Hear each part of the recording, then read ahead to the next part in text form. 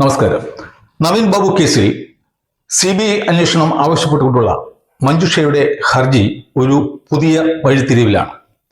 കഴിഞ്ഞ 6-ാം തീയതി തന്നിൽ ഒരു അഡ്വക്കേറ്റിന്റെ എത്തിക്സിന്റെ ഒരു കണിക പോലും അവശേഷിച്ചിട്ടില്ല എന്ന് കാണിച്ച് സീനിയർ അഡ്വക്കേറ്റായി കേരള ഹൈക്കോടതി ഡെസിഗ്നേറ്റ് ചെയ്ത എസ് ശ്രീകുമാറിനെ മാറ്റി നാം ഇവരും ആരാധിക്കുന്ന സീനിയർ അഭിഭാഷകനായ രാംകുമാർ സാറിനെ ഈ കേസ് ഏൽപ്പിച്ച് വീണ്ടും മഞ്ജുഷ ഹൈക്കോടതി ഡിവിഷൻ ബെഞ്ചിനെ സമീപിച്ചിരിക്കുകയാണ്.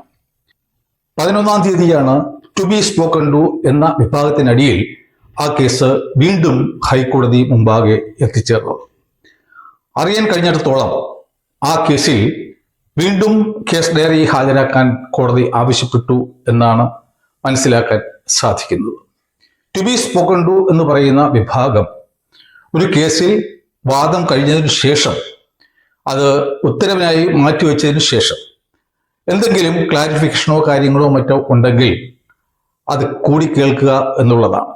അപ്പോൾ ഡിവിഷൻ ബെഞ്ച് ഈ കേസ് വീണ്ടും വാദം കേൾക്കാം എന്ന് അന്തിമമായി ഒരു നിഗമനത്തിൽ എത്തിച്ചേർന്നിട്ടില്ല എങ്കിലും വീണ്ടും കോടതി ആ കേസിൽ വാദം കേൾക്കും എന്നാണ് ഞാൻ ഉൾപ്പെടെയുള്ള എല്ലാവരും പ്രതീക്ഷിക്കുന്നതും ആഗ്രഹിക്കുന്നതും. എൻ്റെ കഴിഞ്ഞ വീഡിയോയിൽ എന്തെല്ലാം കുറവുകളും കുറ്റങ്ങളുമാണ് മഞ്ജുഷയുടെ കഴിഞ്ഞ റിട്ട് പെറ്റീഷനിൽ ഉണ്ടായിരുന്നത് എന്ന് ചൂണ്ടിക്കാണിക്കുകയുണ്ടായി. കൂടാതെ എന്തുകൊണ്ടാണ് സിംഗിൾ ബെഞ്ച് ആ ഹർജി നിരസിച്ചതെന്നും ഞാൻ പറയുകയുണ്ടായി. അതിന് തികച്ചും സമ്മിശ്രമായ പ്രതികരണമാണ് എനിക്ക് ലഭിച്ചത്. അത് തികച്ചും സ്വാഭാവികമാണ്. നാം മനസ്സിലാക്കേണ്ടത് നവീൻ ബാബു അന്തരിച്ചത് ഒക്ടോബർ മാസം 15-ാം തീയതിയായിരുന്നു. അത് കഴിഞ്ഞ് ജസ്റ്റ് 6 ദിവസം കഴിഞ്ഞപ്പോൾ ഒരുപക്ഷെ ഞാനായിരിക്കും ഇതൊരു കൊലപാതകമാണെന്നും അഥവാ ആത്മഹത്യയാണെങ്കിൽ പോലും ജില്ലാ കളക്ടറായ അരുൺ കെ വിജയൻ കൂടി ഈ കേസിൽ പ്രതിയാകേണ്ടതാണെന്നും വിളിച്ചു പറഞ്ഞത്.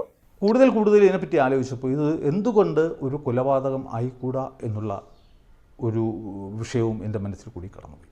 അദ്ദേഹവും ഈ കുറ്റകൃത്യത്തിൽ ഒരു ആത്മഹത്യാ പ്രേരണ കുറ്റം ആണെങ്കിൽ പോലും അദ്ദേഹവും ഈ കുറ്റകൃത്യത്തിൽ ദിവ്യയെ പോലെ തന്നെ തുല്യ പങ്കാളിത്തം ഉള്ള ഒരു വ്യക്തിയാണ്. സർക്കാർ ഒരിക്കലും ഇവിടുത്തെ പോലീസിനെ കൊണ്ട് കളക്ടറെ ചോദ്യം ചെയ്യിപ്പിക്കില്ല, ക്രൈംബ്രാഞ്ചിനെ കൊണ്ട് ചെയ്യിപ്പിക്കില്ല. അപ്പോൾ ഈ കളക്ടറെ കൊണ്ട് തത്ത പറയിക്കും പോലെ പറയിപ്പിക്കണം എങ്കിൽ ഈ കൂട്ടിലടച്ച തത്തയെ തുറന്നു വിട്ടേ പറ്റൂ.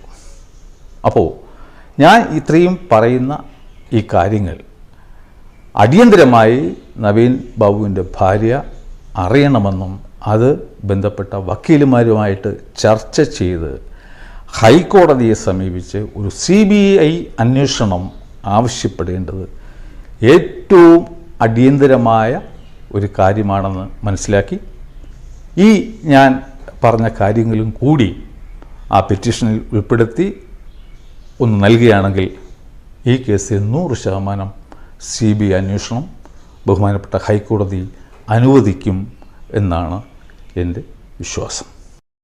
കാരണം അയാൾ ഇല്ലീഗൽ ഒമിഷൻ എന്നുള്ള കുറ്റമാണ് അവിടെ ചെയ്തത്. ഒന്നുമല്ലെങ്കിലും കുറഞ്ഞപക്ഷം ഇല്ലീഗൽ ഒമിഷൻ ചെയ്തിരിക്കുന്നു. അതെന്താണെന്ന് വെച്ച് കഴിഞ്ഞാൽ താൻ ചെയ്യേണ്ട ഒരു ഡ്യൂട്ടി യഥാസമയം ചെയ്യാതിരിക്കുക. അദ്ദേഹം അത് ചെയ്യാതിരുന്നത് കൊണ്ട് മാത്രമാണ് PP ദിവ്യയ്ക്ക് തൻ്റെ നാടകം ആ വേദിയിൽ അരങ്ങേറാൻ സാധിച്ചത്. ഞാൻ തുടർന്നും ഈ വിഷയം മനസ്സിലിട്ട് ഇങ്ങനെ ആലോചിച്ച അവസരത്തിലാണ് ഈ ക്വാർട്ടേഴ്സ് ഹാൻഡ് ഓവർ ചെയ്ത നവീൻ ബാബുവിന് അതിന്റെ താക്കോൽ എങ്ങനെ തിരിച്ചു കിട്ടി എന്നുള്ള ചോദ്യം എൻ്റെ മനസ്സിൽ ഉദിച്ചത്. ഉടൻ തന്നെ ഞാൻ മറുനാടൻ മലയാളി ഷാജിൻ സ്കറിയുമായിട്ട് ആ കാര്യം പങ്കുവച്ചു. തുടർന്ന് അദ്ദേഹം തൻ്റെ വീഡിയോയിൽ എൻ്റെ ആ ശബ്ദ ശകലം ഉൾക്കൊള്ളിച്ചുകൊണ്ടാണ് ആദ്യമായി ഈ താക്കോലിന്റെ വിഷയം തന്നെ നമ്മുടെ സമൂഹത്തിൽ ഉയർന്നു വന്നത്. അത് ഏകദേശം ലക്ഷക്കണക്കിന് 8 ലക്ഷത്തിൽ കൂടുതൽ ആൾക്കാർ കണ്ട ഒരു വീഡിയോ ആയിരുന്നു അത്. അതിലൂടെ തന്നെ നിങ്ങൾ എൻ്റെ ശബ്ദവും ശ്രവിച്ചു കാണും എന്ന് ഞാൻ വിശ്വസിക്കുകയാണ്. തുടർന്ന് ഒക്ടോബർ മാസം 24-ാം തീയതിയാണ് PP ദിവ്യയുടെ മുൻകൂർ ജാമ്യ ഹർജി ബഹുമാനപ്പെട്ട തലശ്ശേരി സെഷൻസ് കോടതി പരിഗണിച്ചത്. എന്നാൽ ഞാൻ എൻ്റെ 21-ാം തീയതിയിലെ വീഡിയോയിൽ തന്നെ പറഞ്ഞു PP ദിവ്യയ്ക്ക് മുൻകൂർ ജാമ്യം ലഭിക്കുന്ന പ്രശ്നമേ ഇല്ല എന്ന്. അത് അതുപോലെ തന്നെ സംഭവിക്കുകയും ചെയ്തു. മുൻകൂർ ജാമ്യം ഈ കേസിൽ കിട്ടുക? കാരണം ഈ വീഡിയോ റെക്കോർഡിംഗ് വന്നതാണ് ഇവർക്കുള്ള ഏറ്റവും വലിയ പ്രശ്നം. അവർക്ക് അനുകൂലമായ ഒരു വിധി വരില്ല എന്ന് തന്നെയാണ് താങ്കളുടെ അനുമാനം? യെസ്, 100%. മുഖ്യമന്ത്രി തുടർന്ന് പി ദിവ്യ ജയിലിലായി. അവരെ ജസ്റ്റ് ഒരു ദിവസത്തേക്ക് വേണ്ടി മാത്രം പോലീസ് കസ്റ്റഡിയിൽ വാങ്ങി. ഉച്ചയ്ക്ക് ബിരിയാണിയൊക്കെ വാങ്ങിക്കൊടുത്ത ശേഷം ഒരു 4-4:30 മണിയോട് കൂടി കോടതിയിൽ കൊണ്ട് തിരിച്ചേൽപ്പിച്ചു. പറഞ്ഞു, ഞങ്ങൾക്ക് മതിയായി, ഇനി ഇവരെ കസ്റ്റഡിയിൽ ഞങ്ങൾക്ക് ആവശ്യമില്ല എന്ന് കാണിക്കാൻ വേണ്ടിയിട്ടാണ് ഇത്ര നേരത്തെ തന്നെ അവിടെ കൊണ്ടാക്കിയത്. അതിനുശേഷം പി ദിവ്യ റെഗുലർ ജാമ്യത്തിന് അപേക്ഷ നൽകി. അത് വാദം കേട്ടത് നവംബർ മാസം 5-ാം തീയതിയായിരുന്നു. നവംബർ മാസം 8-ാം തീയതിയാണ് അതിലെ വിധി വന്നത്. ഞാൻ എൻ്റെ നവംബർ മാസം 5-ാം തീയതിയിലെ വീഡിയോയിൽ പറഞ്ഞു പി ദിവ്യയ്ക്ക് റെഗുലർ ജാമ്യം ലഭിക്കും. അപ്പോൾ എന്താണ് സംഭവിക്കാൻ പോകുന്നതെന്ന് വെച്ച് കഴിഞ്ഞാൽ പി ദിവ്യയ്ക്ക് തീർച്ചയായിട്ടും റെഗുലർ ജാമ്യം കിട്ടും. അപ്പോൾ സ്വാഭാവികമായിട്ട് നിങ്ങൾ ചോദിക്കും, എന്തുകൊണ്ട് മുൻകൂർ ജാമ്യം കിട്ടിയില്ല? നമ്മൾ മനസ്സിലാക്കേണ്ടത് മുൻകൂർ ജാമ്യവും റെഗുലർ ജാമ്യവും രണ്ടാണ്. ഇതിൽ നിന്നൊക്കെ നിങ്ങൾക്ക് മനസ്സിലാക്കാം, ഞാൻ ഈ കേസിന്റെ വിശദാംശങ്ങൾ വ്യക്തമായി പഠിച്ച ശേഷം അത് നിയമത്തിന്റെ അടിയിൽ പരിശോധിച്ച ശേഷം കൂടിയാണ് ഞാൻ ഓരോ അഭിപ്രായങ്ങൾ പറയുന്നത് എന്ന്. എന്നാൽ പി ദിവ്യയ്ക്ക് മുൻകൂർ ജാമ്യം നിഷേധിച്ചുകൊണ്ടുള്ള ഒക്ടോബർ മാസം 29-ാം തീയതിയിലെ സെഷൻസ് കോടതിയുടെ ഉത്തരവിന്റെ 24-ാമത്തെ ഖണ്ഡികയിൽ മഞ്ജുഷയുടെ ഇപ്പോഴുള്ള ഈ CBI അന്വേഷണം ആവശ്യപ്പെട്ടുകൊണ്ടുള്ള ഹർജിയെ വളരെ വളരെ അനുകൂലമായി സ്വാധീനിക്കാൻ കഴിയുന്ന ഒരു പരാമർശമുണ്ട്.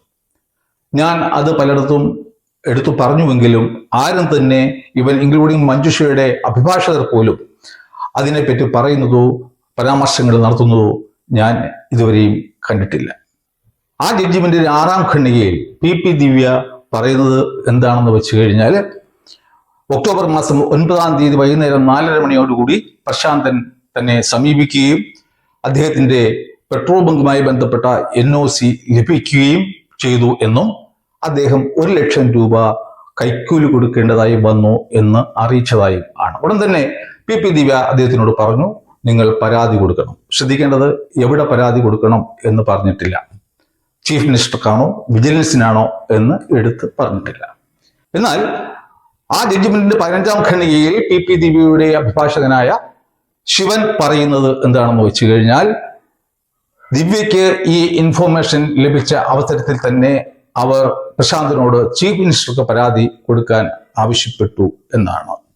അവർ 10-ാം തീയതി അങ്ങനെ പ്രശാന്തൻ ഒരു പരാതി കൊടുത്തതായി അറിഞ്ഞു എന്നും ആയിരുന്നു അദ്ദേഹത്തിന്റെ വാദം. അപ്പോൾ ഇവിടെ ഒരു കോൺട്രഡിക്ഷൻ വരുന്നുണ്ട്. എങ്കിൽ തന്നെയും നമുക്കൊരു കാര്യം, ഒരു നിഗമനത്തിൽ എത്താം. അതായത് 10-ാം തീയതിയോടുകൂടി തന്നെ ഇങ്ങനെ പ്രശാന്തൻ കൈക്കൂലി കൊടുത്തതായും അതിനെതിരെ ചീഫ് മിനിസ്റ്റർക്ക് പരാതി കൊടുത്തതായും പി ദിവ്യയ്ക്ക് അറിയാമായിരുന്നു എന്നാണ് അവരുടെ തന്നെ വാദം.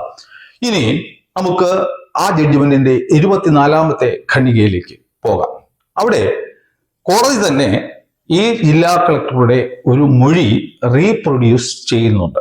അത് ഞാൻ എടുത്ത് വായിക്കുന്നില്ല, കാരണം ഇംഗ്ലീഷും മലയാളത്തിലുമായിട്ട് കൂടുതൽ സമയമെടുക്കും. അതിന്റെ രത്നചുരുക്കം ഞാൻ പറയാം.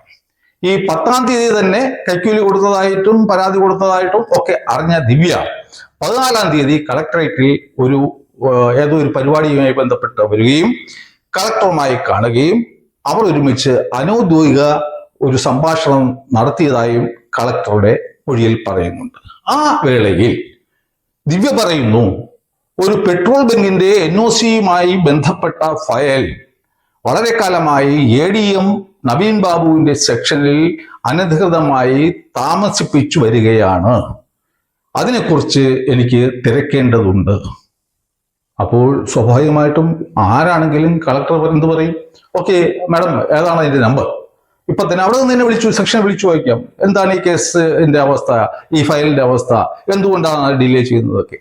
അതിന് പകരം ഇദ്ദേഹം ചോദിച്ചായിട്ട് അദ്ദേഹം തന്നെ പറയുന്നത് എന്താണെന്ന് വെച്ചാൽ, അങ്ങനെ ഒരു പരാതിക്ക് എന്തെങ്കിലും രേഖയുണ്ടോ, ആരെങ്കിലും റിട്ടേൺ കംപ്ലൈന്റ് നിങ്ങൾ തന്നിട്ടുണ്ടോ? ഉടനെ ദിവ്യ പറയുന്നു, ഇല്ല, അങ്ങനെ തന്നിട്ടില്ല, എന്തായാലും ഞാൻ ആ പരാതിക്കാരനുമായി ബന്ധപ്പെടാം. തുടർന്നുള്ള അദ്ദേഹത്തിന്റെ മൊഴിയിൽ വൈകുന്നേരം 3:13 വീണ്ടും പി ദിവ്യ അദ്ദേഹത്തെ ടെലിഫോണിൽ ബന്ധപ്പെട്ടു എന്നും അല്പം വൈകിയാണെങ്കിലും ഞാൻ തീർച്ചയായിട്ടും കളക്ടറേറ്റിലേക്ക് വരുന്നതാണ് എന്ന് അറിയിച്ചതായി പറയുന്നു. അപ്പോൾ ഇദ്ദേഹം ചോദിച്ചു പോലും, നിങ്ങൾ വരുന്നത് നമ്മൾ രാവിലെ സംസാരിച്ച വിഷയത്തെക്കുറിച്ച് സംസാരിക്കാനാണ്? അങ്ങനെയാണെങ്കിൽ ഒരു റിട്ടേൺ കംപ്ലൈന്റിന്റെ അഭാവത്തിൽ എനിക്ക് ഒരു ഒഫീഷ്യലായിട്ടുള്ള ആക്ഷനും എടുക്കാൻ കഴിയില്ല. ഇതിനെ സംബന്ധിച്ചാണ്, അവിടെ പെൻഡിങ് ആയിട്ടുള്ള ഫയലിനെ സംബന്ധിച്ചിട്ടാണ്. അപ്പോൾ അതിനുശേഷം അദ്ദേഹം പറയുന്നു, ഇത് നിങ്ങൾക്ക് ആ വിഷയം സംസാരിക്കാൻ അനുയോജ്യമായ സമയം അല്ല. നിങ്ങൾ ഇപ്പോൾ വന്നു കഴിഞ്ഞാൽ അത് നവീൻ ബാബുവിനെ അപമാനകരമായി മാറും. കൂടാതെ അദ്ദേഹത്തിന് പത്തനംതിട്ടയിലേക്ക് ട്രാൻസ്ഫർ കിട്ടി പോകാനുള്ള പുറപ്പാടിലാണ്. അതുകൊണ്ട് ശക്തമായ ഭാഷയിൽ എന്നാണ് അതിൽ പറയുന്നത്, ശക്തമായ ഭാഷയിൽ അദ്ദേഹം അവരോട് വരരുതെന്ന് പറഞ്ഞു എന്നാണ് ഈ കളക്ടർ കൊടുത്ത മൊഴിയായി ഞാൻ നേരത്തെ പറഞ്ഞ ജഡ്ജ്മെന്റിന്റെ 24ാമത്തെ ഖണ്ഡികയിൽ പറയുന്നത്. അപ്പോൾ ഇതിന്റെ രത്നച്ചുരുക്കം എന്താണ്? ഇവർ ഏത് നിമിഷവും വരാം. വന്നു കഴിഞ്ഞാൽ അത് നവീൻ ബാബുവിന് അപമാനകരമായി മാറും. ഈ മനസ്സോടെ ആ യോഗത്തിൽ വന്ന കളക്ടറുടെ മുന്നിൽ നിൽക്കുന്നത് ഇതൊക്കെ റെക്കോർഡ് ചെയ്യാനുള്ള ഒരു TV കാരനാണ്. ഒന്നുമല്ലെങ്കിലും അദ്ദേഹം അത് നിരസിക്കണമായിരുന്നു. അദ്ദേഹം അതും ചെയ്തില്ല. അതിനുള്ള മൗനാനുവാദവും കളക്ടർ കൊടുത്തു. പിന്നെ നടന്ന കാര്യങ്ങളൊക്കെ പിന്നെ അദ്ദേഹം പറയുന്നു 3:25 ദിവ്യ ആൾ ഓഫ് എ സഡൻ കടന്നു വന്നത്. പിന്നുള്ള കാര്യം നമുക്കൊക്കെ അറിയാം. എന്നിട്ട് ദിവ്യ അധിക്ഷേപം ആരംഭിക്കുന്നു. ഇദ്ദേഹം സ്ത്രീകളെപ്പോലും ലജ്ജിക്കുന്ന രീതിയിൽ അവിടെ ഇരുന്ന് ഓരോരോ കാര്യങ്ങൾ കാണിക്കുന്നു, മൂക്കിൽ പിടിക്കുന്നു, ചായ കുടിക്കുന്നു, വെള്ളം കുടിക്കുന്നു. ആകെപ്പാടെ പുള്ളിക്ക് എന്താണ് ചെയ്യേണ്ടത് എന്ന് അറിയുന്നില്ല.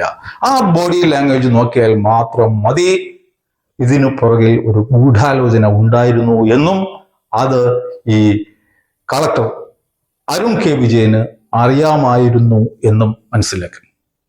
എന്നാൽ കളക്ടറെ വീട്ടിൽ പോലും കയറ്റാതിരുന്ന നവീൻ ബാബുവിന്റെ കുടുംബം തുടർന്ന് സാവധാനം കളക്ടർക്കെതിരെയുള്ള ആരോപണത്തിൽ നിന്നും പുറകോട്ട് പോകുന്നതാണ് നാം കണ്ടത്. കാരണം എന്താണ്? IAS അസോസിയേഷൻ ചീഫ് സെക്രട്ടറിക്ക് ഒരു കത്ത് കൊടുക്കുന്നു. അതിൽ പറയുന്നു, അകാരണമായി കണ്ണൂർ ജില്ലാ കളക്ടറെ ഉപദ്രവിക്കുകയാണ്. ജനാധിപത്യ വ്യവസ്ഥയിൽ ഉദ്യോഗസ്ഥർക്ക് പലപ്പോഴും മൗനം പാലിക്കേണ്ടതായിട്ട് വരും. അങ്ങനെ അവരെ ദ്രോഹിക്കുന്നത് അവരുടെ ധാർമ്മികതയെ നഷ്ടപ്പെടുത്താൻ ഇടയാക്കും.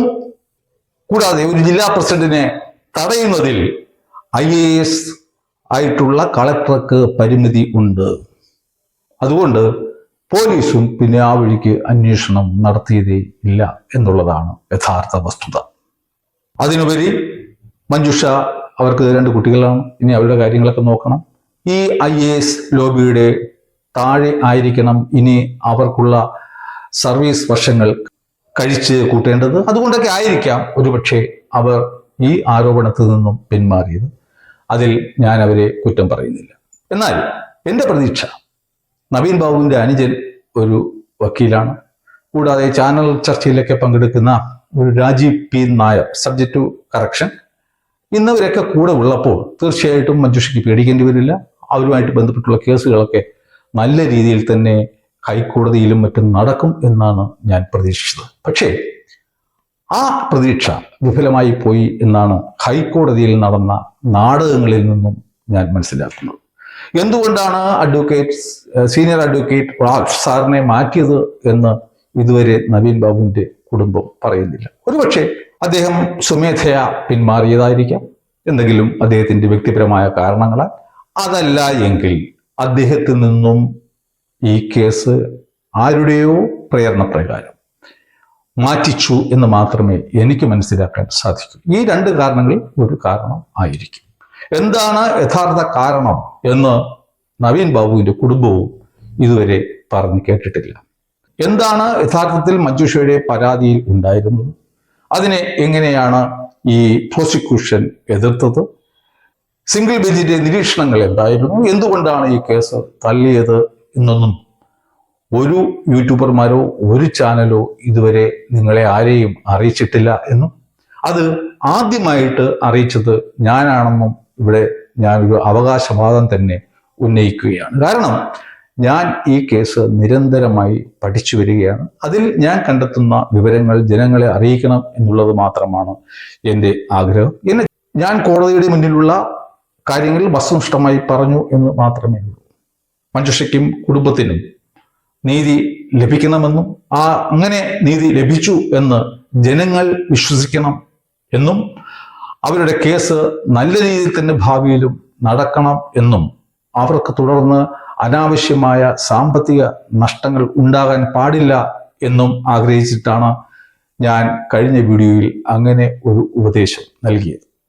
ഞാൻ കഴിഞ്ഞ വീഡിയോയിൽ പറഞ്ഞതുപോലെ ഒരു CBI അന്വേഷണം അനുവദിക്കുന്ന കാര്യത്തിൽ കർശനമായ മാർഗനിർദ്ദേശങ്ങളാണ് ബഹുമാനപ്പെട്ട സുപ്രീം കോടതി ഹൈക്കോടതികൾക്ക് നൽകിയിട്ടുള്ളത്. അതുകൊണ്ട് തന്നെ നമ്മുടെ CBI അന്വേഷണം ആവശ്യപ്പെട്ടുകൊണ്ടുള്ള ഹർജി, ഞാൻ മഞ്ജുഷയുടെ എന്ന് പറയുന്നില്ല, നമ്മുടെ എന്നാണ് ഞാൻ പറയുന്നത്, ഹർജി സുപ്രീം കോടതി പറഞ്ഞിട്ടുള്ള മാനദണ്ഡങ്ങളുടെ അടിയിലേക്ക് കൊണ്ടുവരിക എന്നുള്ളതാണ് നമ്മുടെ പ്രഥമ കർത്തവ്യം. അതായത് നമ്മുടെ കേസ് ഒരു റെയറസ്റ്റ് ഓഫ് റെയർ കേസാണ്. ഇതിൽ പോലീസ് നിഷ്പക്ഷമായും സത്യസന്ധമായും നീതിയുക്തമായും അന്വേഷണം നടത്തുന്നില്ല. സർക്കാർ സംവിധാനത്തിലെ ഉന്നത ആൾക്കാർ ഇടപെട്ട ഒരു കേസാണ് എന്നതിനാൽ ഈ കേസ് അട്ടിമറിക്കപ്പെടാൻ സാധ്യതയുണ്ട് എന്ന് നമ്മൾ വസ്തുനിഷ്ഠമായിട്ട് ഈ കോടതി മുമ്പാകെ തെളിയിക്കണം. എന്നാൽ സിംഗിൾ ബെഞ്ചിന് മുന്നിൽ ഞാൻ കണ്ടത് നമ്മുടെ കേസിലെ ആരോപണങ്ങളെല്ലാം ഈ പ്രോസിക്യൂഷൻ കെട്ടിയുയർത്തിയ കേസ് ഡയറി എന്ന വൻമതിലിൽ തട്ടി തെറിച്ചു വീഴുന്നതാണ് ഞാൻ കണ്ടത്.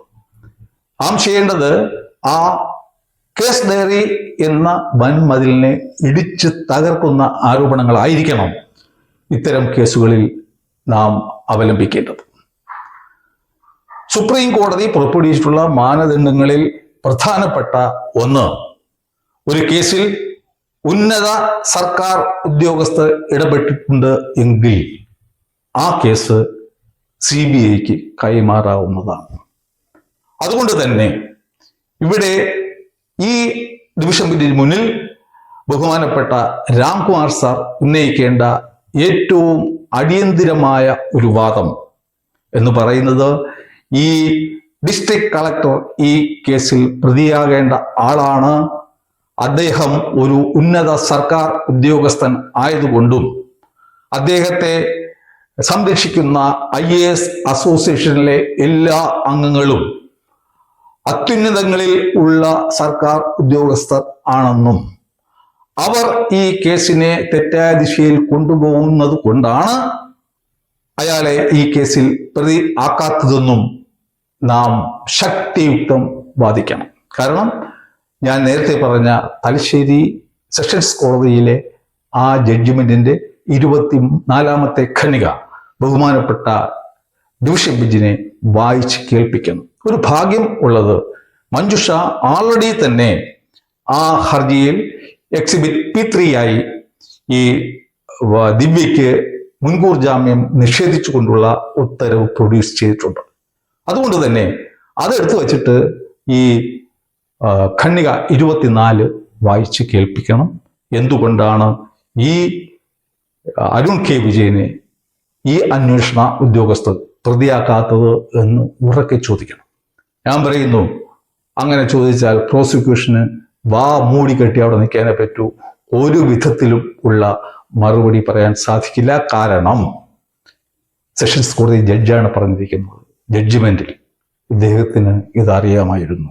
അദ്ദേഹത്തിന് അറിയാമായിരുന്നു ഈ PP ദിവ്യ എന്ന് പറയുന്ന ആൾ അവിടെ വന്നു കഴിഞ്ഞാൽ നവീൻ ബാബു അപമാനിക്കപ്പെടും എന്നാണ് അദ്ദേഹം സ്റ്റേറ്റ്മെന്റ് കൊടുത്തിരിക്കുന്നത്. അതിനെയാണ് നമ്മൾ ബലമായി പിടിക്കേണ്ടത്. അല്ലാതെ എന്തെങ്കിലും ചെറിയ ചെറിയ വാദങ്ങൾ ഉന്നയിച്ചിട്ടല്ല കോടതിയെ നമ്മുടെ പക്ഷത്തേക്ക് കൊണ്ടുവരുന്നത്. എനിക്ക് ബലമായ വിശ്വാസമുണ്ട്, ഈ ഒരു വാദം ഉന്നയിച്ചു കഴിഞ്ഞാൽ പ്രോസിക്യൂഷന്റെ എല്ലാ വാദങ്ങളും അവിടെ തകർന്നടി. നമ്മളൊരു കേസ് നടത്തുമ്പോൾ രണ്ട് വള്ളത്തിൽ കാൽ വെച്ച് നിന്നിട്ട് യാതൊരു കാര്യവുമില്ല. നമ്മൾ ഈ അരുൺ K. വിജയനെ രക്ഷിക്കണം എന്നാണ് നമ്മുടെ ആഗ്രഹം എങ്കിൽ നമ്മളുടെ CBI അന്വേഷണ ആവശ്യം നിരാകരിക്കപ്പെടും. അതല്ല, അവനെ കൂടി ഈ കേസിൽ കുടുക്കിയാൽ നമ്മുടെ CBI അന്വേഷണ ആവശ്യം കോടതി അംഗീകരിക്കും. ഞാൻ നേരത്തെ പറഞ്ഞതുപോലെ ഉന്നത സർക്കാർ ഉദ്യോഗസ്ഥർ ഇടപെട്ട കേസുകളാണെങ്കിൽ അത്തരം കേസുകൾ CBIക്ക് കൈമാറാവുന്നതാണ് എന്ന് ബഹുമാനപ്പെട്ട സുപ്രീം കോടതി ആവർത്തിച്ച് പറഞ്ഞിട്ടുണ്ട്.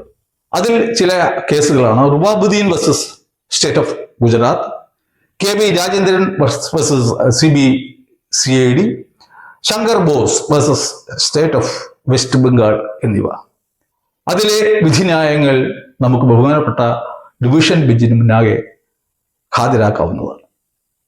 അതിനാൽ ഈ കേസിൽ കളക്ടറെയും ഈ പ്രശാന്തിനെയും കൂടി കക്ഷി ചേർക്കേണ്ടതായിരുന്നു. എന്നാൽ അന്വേഷണ ഉദ്യോഗസ്ഥർ അതിന് തയ്യാറായിട്ടില്ല. അതിനുള്ള കാരണം സംസ്ഥാന സർക്കാരിൽ IAS ജോലി നടത്തുന്ന പ്രഷർ ആണെന്നായിരിക്കണം ബഹുമാനപ്പെട്ട രാംകുമാർ സാർ കോടതി മുമ്പാകെ വാദിക്കേണ്ടത്.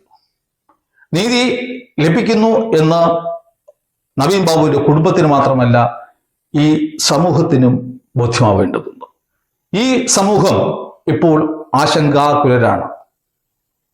ബഹുമാനപ്പെട്ട ഹൈക്കോടതി ഡിവിഷൻ ബെഞ്ച് മഞ്ജുഷയുടെ അവസ്ഥ പരിഗണിച്ച് ഇവിടുത്തെ നീതിന്യായ സംവിധാനത്തിന്റെ അന്തസ്സും ഉയർത്തിപ്പിടിച്ചിട്ട് ഈ കേസിൽ ഒരു പുതിയ വാദം കേൾക്കണമെന്നും തെളിവുകളുടെയും വാദങ്ങളുടെയും അടിസ്ഥാനത്തിൽ യുക്തമായ തീരുമാനം എടുക്കുമെന്നും ഈ കേസിൽ ഒരു CBI അന്വേഷണത്തിന് ബഹുമാനപ്പെട്ട കേരള ഹൈക്കോടതി ഉത്തരവിടുമെന്നും നമുക്ക് പ്രതീക്ഷിക്കാം. ഞാൻ നേരത്തെ പറഞ്ഞ സുപ്രീം കോടതി ജഡ്ജ്മെന്റിന്റെ അടിസ്ഥാനത്തിലാണ് ഡിവിഷൻ ബെഞ്ച് ഒരു ഉത്തരവിടുന്നതെങ്കിൽ അത് തീർച്ചയായിട്ടും 100% ബഹുമാനപ്പെട്ട സുപ്രീം കോടതിയുടെ മുന്നിൽ തീർച്ചയായിട്ടും സർക്കാർ അപ്പീലിന് പോകും. അതിൽ യാതൊരു സംശയവുമില്ല.